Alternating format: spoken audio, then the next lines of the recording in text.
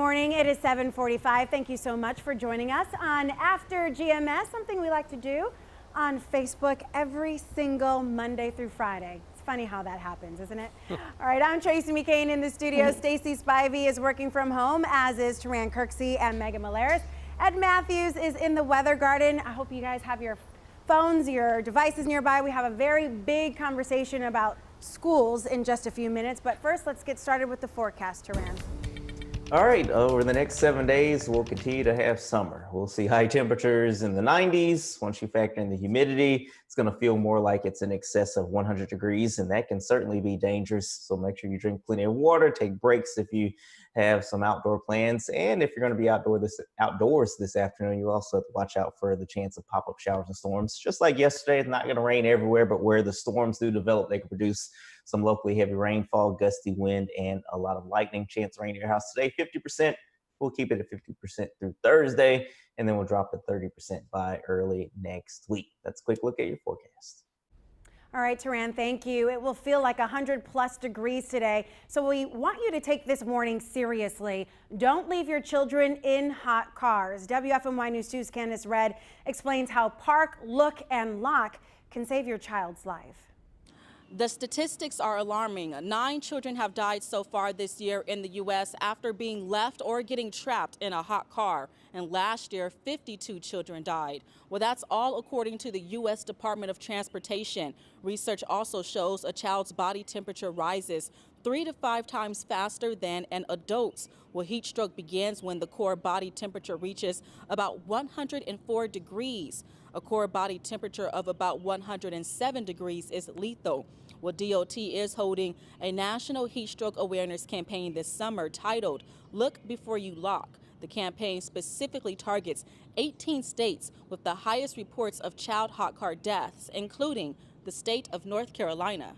It's also important for the public to understand that even if they don't have a child of their own, neighborhood children can climb into unlocked vehicles during the hot summer months with tragic consequences. Here are some quick tips you can use to help save a life. The first one, make it a habit to check your entire vehicle. We're talking about from front to back. You also might want to train yourself to park, look, and lock. And one last tip, you might want to consider placing a personal item like a purse or a briefcase in the back seat. And obviously that's just to act as a friendly reminder. For more details on this, all you have to do is visit our website. That's WFMYnews2.com. All right, let's jump into our first conversation this morning. As students and staff prepare to head back to school, we want to know, what are you most concerned about with school next month? Your options: students getting work done, students learning, students having enough resources, or everyone staying healthy. Let us know in the comments and we'll tell you more about it. Well, districts are working on their plans, of course, for the start of the new school year. In Guilford County, parents have the option to keep their children at home, learning in virtual school, but with that comes juggling a career and family, making sure your child's work gets done along with your own. The other is safety in class, which is probably the biggest concern. How do we keep not only our students, but our teachers and staff safe? So that is our conversation right now. We want you to weigh in the comment section, and we'll start with Stacey about your top concerns. I know that you are not a parent yet, but you know, this is something that is going to take everyone. Yeah, I think, well, coming from a perspective of someone that has a lot of family members and friends that are teachers, I think the biggest fear for them is just the unknown still of what exactly it's going to look like. How are they supposed to plan for, you know, their day for their students? And there's just so much up in the air as far as what's going to be happening exactly. And all my teacher friends, this is something they've been stressed about for a long time now. And I mean, they're just still trying to figure it out. And I think that they're worried about the health and safety of their kids. Specifically, I have a friend that works in a Title I school, and she's worried about her kids not having, you know, school is kind of like the oasis for those kind of kids. Making sure that they have plenty to eat that day. It's not just about the actual lessons and everything. It's about the social interactions that they get and something as simple as going to PE class. You know, those are things that's on their minds, and I just have a heart for them. Of course, I have the heart for all the students and everything, but I just know so many teachers that I know that they're stressed out, very worried, and they're just praying so hard right now for this upcoming school year. All right, Ed Matthews, we'll move to you. Well, I think in my mind, the absolute #1 priority is keeping teachers and students healthy and safe. Priority #2 would be making sure that students and teachers have the resources necessary to actually teach students, and then also students who are learning from home, rural areas where internet capabilities are somewhat strained and at best can be pretty weak with a signal.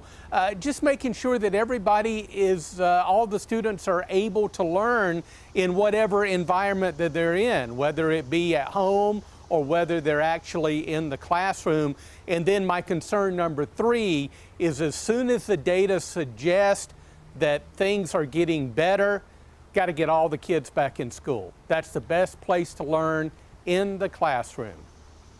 All right, I'm focused on keeping track of all the comments that are coming in. Thank you for doing that. Taran, as I'm searching still and trying to figure out what people are saying, would you mind going ahead and sharing your thoughts? Yeah, I mean, I pretty much agree with everything that, Ed and Stacy have said. Obviously the first concern is for health, and then the second concern is going to be for the learning environment. Some, families unfortunately don't, have access to computers and quality internet services. So that could be an issue for them if, they need to do remote learning.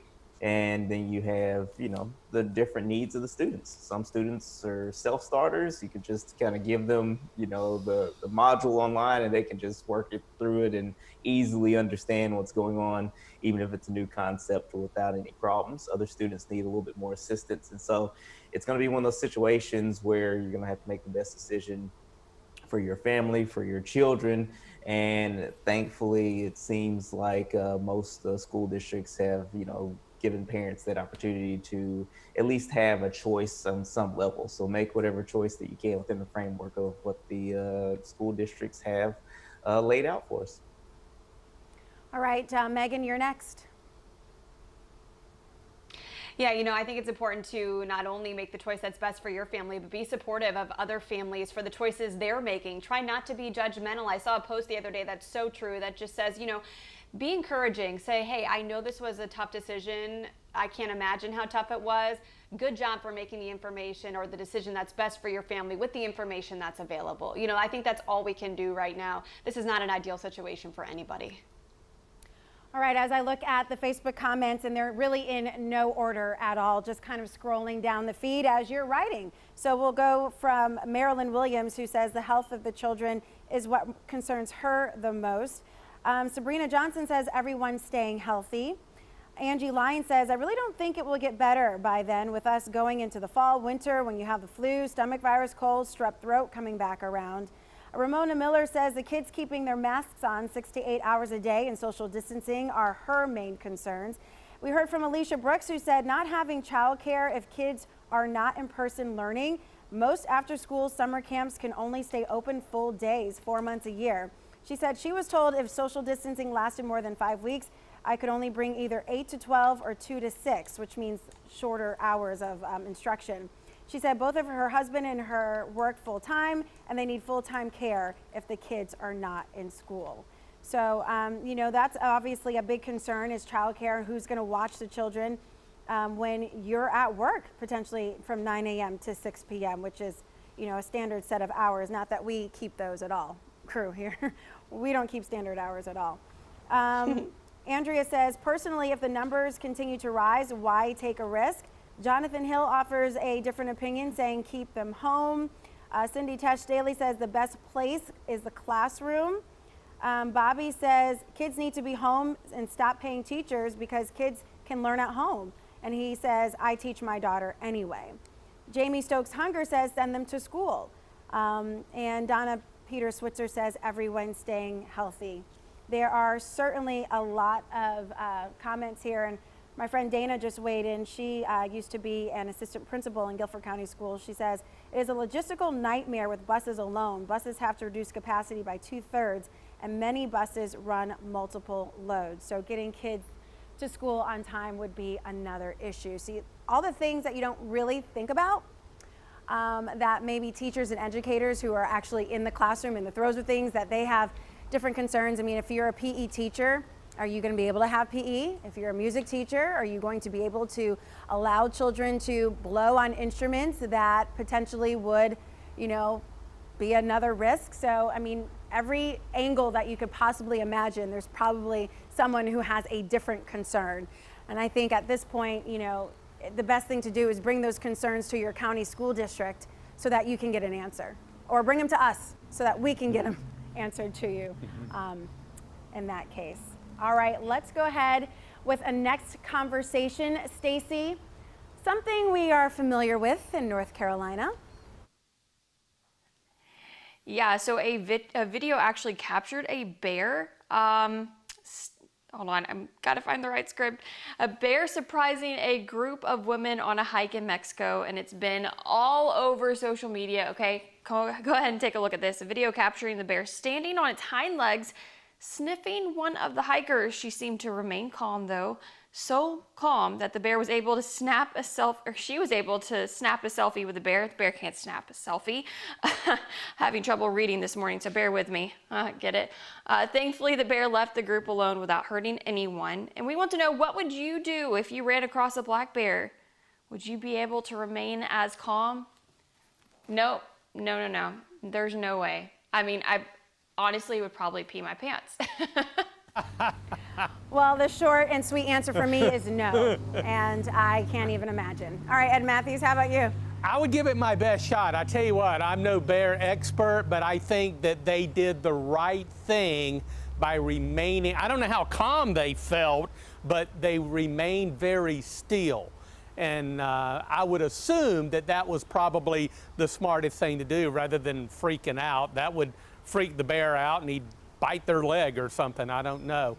But I think they did the right thing. I'd be scared to death. Absolutely. I don't ever want to be somewhere where I run into a bear who's as curious as that one. Kind of friendly too, Taran. Yeah, I mean, I'd try, but I don't know if I'd succeed to stay still, for sure. Yeah. All right, Megan, you go on walks daily. Ever run into a bear that wants to take a photo with you? No. No, I definitely know selfies here. I don't know what I would do in that situation, so I looked up what I should do in that situation. The National Park Service says if you encounter a bear, you want to identify yourself by talking slowly so the bear doesn't think you are prey, and then remain still, stand your ground, but slowly wave your arms, this says. It might come closer or stand on its hind legs as this black bear did, but this, according to the National Park Service, says a standing bear is usually curious, not threatening. Identify yourself first. I will keep that in mind. My name is Tracy McCain. I am an award-winning journalist at WFMY News 2. Please do not eat me.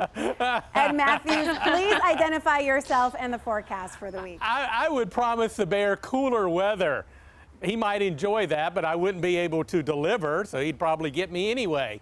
Because more heat is on the way. Mid-90s today, it's going to feel like above 100. Working outdoors, please take it easy. This is really serious business and can be a lot of stress on your body. We'll keep an eye on scattered storms right on through the next 7 days as we see high temperatures into the lower 90s. And then by the weekend, only isolated afternoon storms, but remaining hot.